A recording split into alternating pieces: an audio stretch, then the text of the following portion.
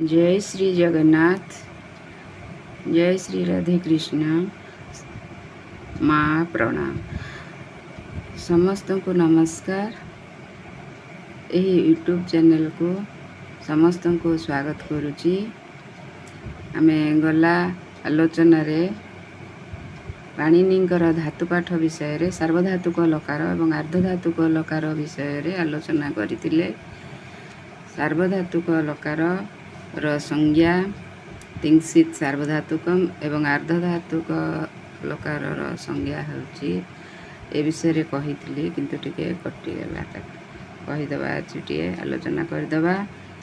अर्धधातुक सेमति तिंसित सार्वधातुकम पहले तिंग प्रत्याहार जो तिंग प्रत्याहार रे 18 टी प्रत्यय जाउची एवं सीत कहिले तालव्य स ईत जहार से होता है शीत प्रत्यय। ये शीत प्रत्यय गुड़िक तिंग प्रत्यय एवं शीत प्रत्यय गुड़िकर सार्वधातुक संज्ञा होता है। तालव्य स इति कहार ना शत्रु सान चानस ऐस स यही प्रत्यय एवं विकरण गुड़िक स्नम स्ना स्यन स्नु ये सब जो विकरण प्रत्यय रही ये सब यही मानकर प्रत्यय गुड़िकर तालव्य स इति होता है।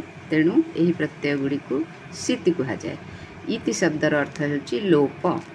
तालव्य स विभिन्न सूत्र अनुसार सब लोप होता है। तेणु सीत यही तिंसित सार्वधातुक।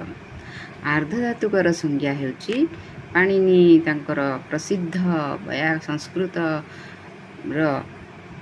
प्रसिद्ध ग्रंथ व्याकरण ग्रंथ अष्टाध्यायी रे यार संज्ञा देइचंती अर्धधातुकं शेषः। अर्थात शेष शब्दर अर्थ होची अवशिष्ट। आ अवशिष्ट जहाँ प्रत्यय सब रहिला ता होची अर्धधातुक लकार पई उपयुक्त। जय राधे कृष्ण, जय श्री जगन्नाथ।